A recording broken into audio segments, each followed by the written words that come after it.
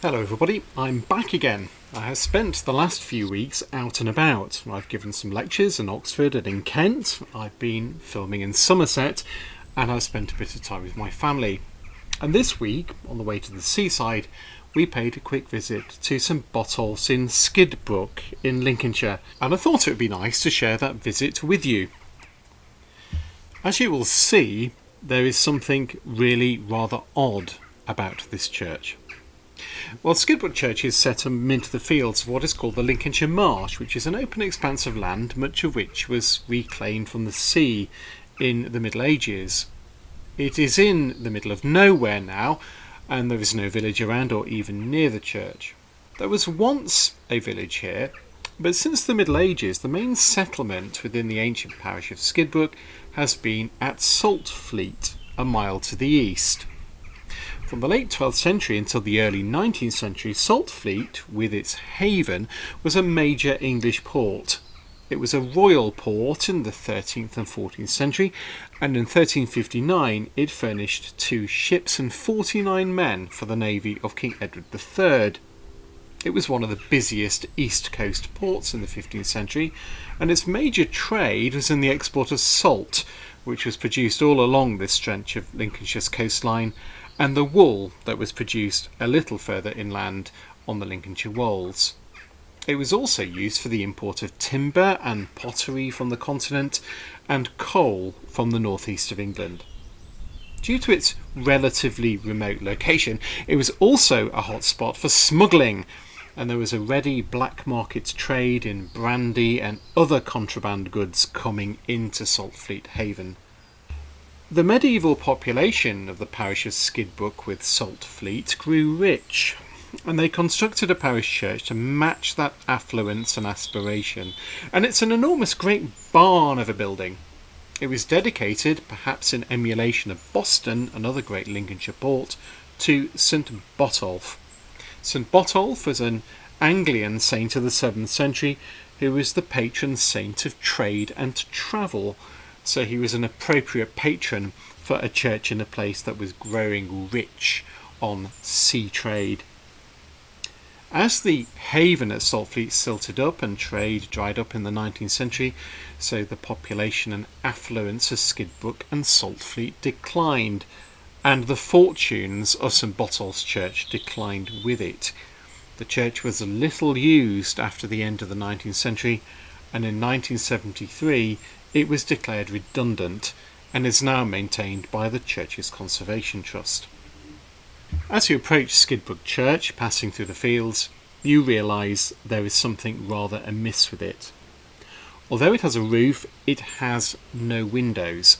When I first knew this church in the middle of the 1980s, it was already becoming rather run down, but it still had all its windows in place, including stained glass, but that very quickly changed.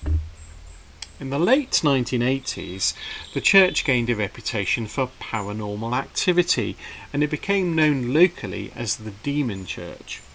That reputation was seemingly popularised by a Grimsby ghost hunter called Robin Furman, who claimed to have had several paranormal experiences in the church, including seeing the ghostly figure of a monk, seeing odd lights and hearing sounds of storms in calm weather, and hearing strange, unexplained noises at night. It has been reported in the press in the past that the church is a paranormal paradise. As you might imagine, the church then became something of a focus for the youth of North Lincolnshire, those who wanted to spook themselves and those who liked to smash things up. Fires were lit in the church, graves smashed open, and all the glass in the windows was destroyed within a couple of years. Even the stone mullions of some of the windows were smashed out.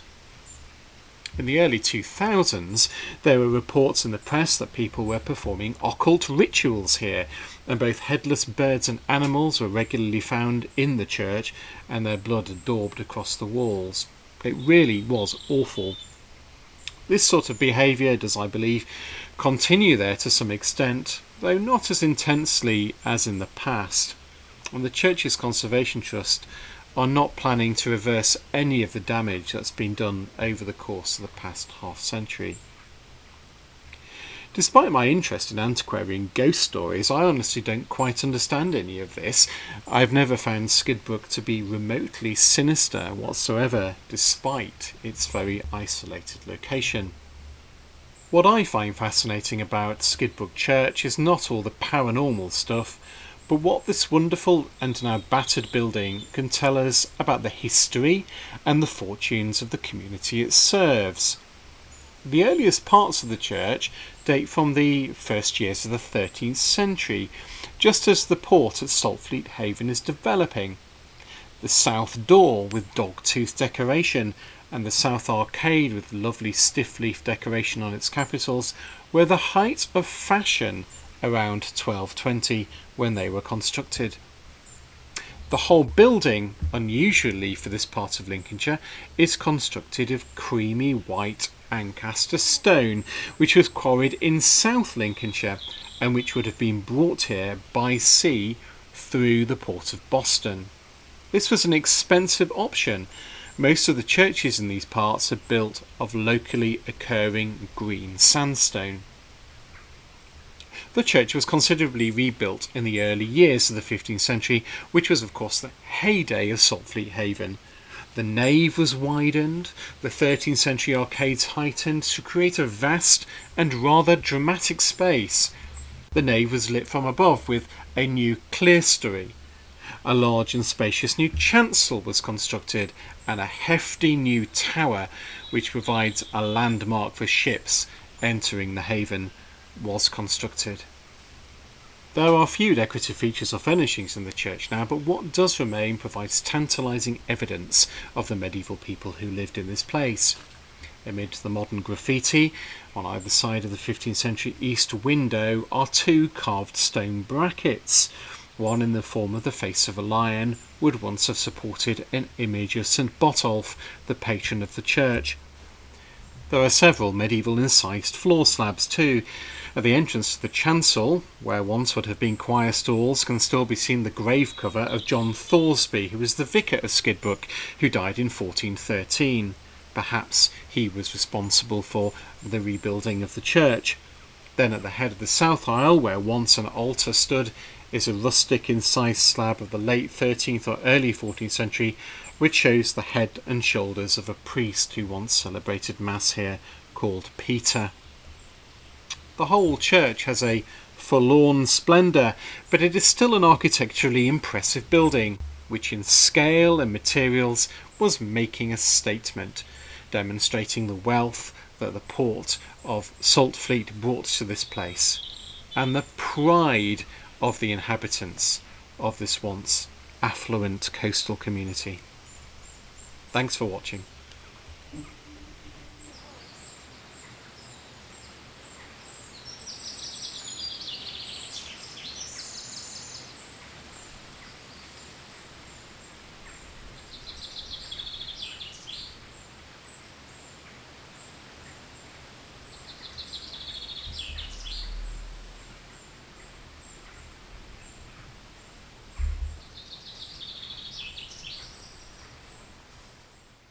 I still have some copies available of June's issue of the Antiquary magazine.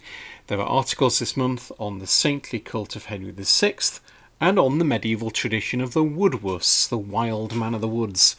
You can order copies from the website, and if you like what you see, you can subscribe to the magazine too. Thanks for all your support.